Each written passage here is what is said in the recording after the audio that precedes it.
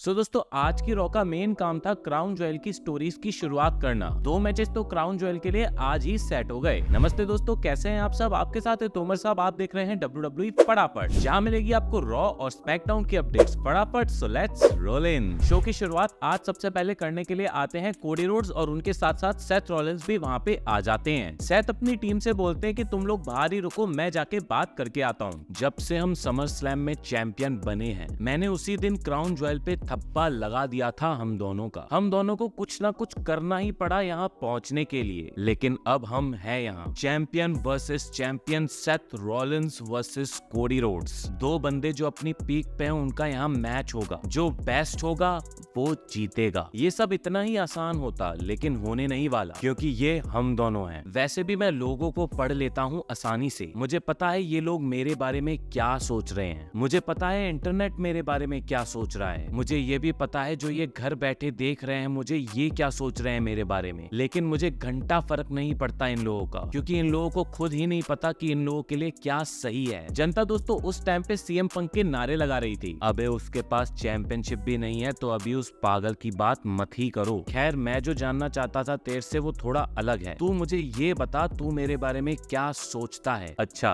तो तू सुनना चाहता है मैं क्या सोचता हूँ? खैर, ये सब सीधा सीधा नहीं है और होना भी नहीं चाहिए। तूने यार कुछ अजीब ही कर दिया इस साल। मतलब तेरी चॉइसेस क्या थी? ये पॉल हेमन, मगर फिर भी मुझे याद है कि तूने ही मेरी जिंदगी बदल दी है। रेसलमेनिया 40 अभी तक नहीं भूला हूँ मैं, लेकिन तूने मेरी जिंदगी हेल इन अ सेल में भी बदली थी। मुझे रियलाइज करवाया था मेरी पोटेंशियल क्या है। और तेरी वाइफ के साथ भी रिसेंटली मैंने पॉडकास्ट किया था। सब चीजें हैं जवाब देने को, लेकिन असली सवाल ये नहीं कि मैं क्या सोचता हूँ तेरे बारे में। असली सवाल तो ये है कि तू खुद क्या सोचता है अपने बारे में। क्योंकि सेथ रॉलिंस जिसको मैं जानता था, वो इन 3 छपरियों के पीछे नहीं छुपता था। और मुझे पता है कि तुझे भी पता है कि क्राउन ज्वेल आ रहा है और एक ऐसी ही रिंग वहाँ पे भी दाव पे लगी होगी। लेकिन तू सच में क्या चाहता है, तू बता। तू रिंग की बात कर रहा है तो पहले हमें इस वॉच के बारे में बात करना चाहिए। ये घड़ी तूने मुझे दी थी रेसलमेनिया 40 पे, लेकिन मैंने इसको आज तक नहीं पहना था।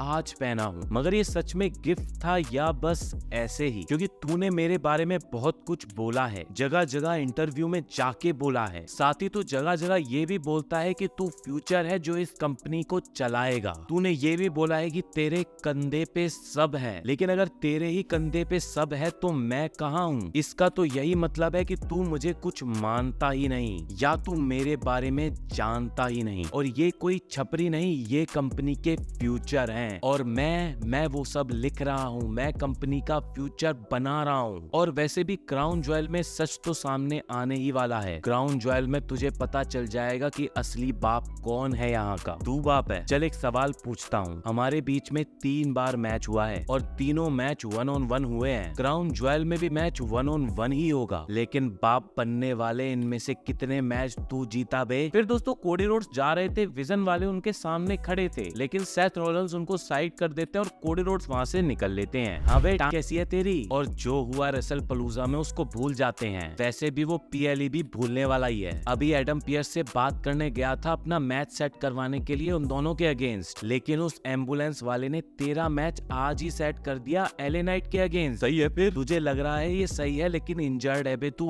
बेस्ट पे अपना बेस्ट पे क्या? मैं उसको तोड़ने के लिए नहीं रुकना चाहता। मैंने अभी अपने जूते पे लगा खून भी साफ नहीं किया है, समझा? मुझे क्या लगता है पता है? अगर वो एले नाइट रेफरी ना होता तो हम जीतते वो मैच। और पता है मैं क्या सोच रहा हूँ? वो विजन वाले पिछली रॉ पे अगर हिसाब कर देते एले नाइट का, तो हमें ये चीज देखनी नहीं पड़ती। लेकिन तेर को उसकी मदद करने की अलग हुद्दारी थी। अच्छा, मतलब मेरी गलती बना रहा है ये सब तू? अबे नहीं यार, मैं बस बोल रहा हूँ उसका बॉडीगार्ड बनना बंद कर। वो अपना बंदा नहीं है, वो अपना खून नहीं है। अरे चमकीले चैंपियन। अरे जिमी भाई कैसे हो? और ये बताओ जे उसो कैसा है? यार वो किसी की सुन ही नहीं रहा है। हो सकता है तेरी सुने। अरे ओ ये ठीक। अरे भाई मेरे कैसा है? भाई जिमी से बात हुई, तू ठीक है ना? क्या चिंता परेशानी चल रही है तेरे को? अरे मैं सही हूँ भाई, जिमी तो बस मेरी टेंशन ही लेता रहता है। अरे भाई मैं समझता हूँ, सब चलता है, हार जीत तो होती रहती है, बस भरोसा रख अपने ऊपर, टाइम सही हो जाएगा। हाँ भाई समझ रहा हूँ मैं। हाँ जी, मैं हूँ एले नाइट के साथ। नाइट जी, लोग आपकी रेफरीगिरी पे थोड़ा थोड़ा सवाल उठा रहे हैं। ओ हॉटी, जरा मैं बोल लूं कुछ? ये देखो मैडम जी, जो हुआ वो जे उसो की गर्मी के चक्कर में हुआ। अरे मैं तो मैच के टाइम पे भी उससे पूछ रहा था जब उसको लगी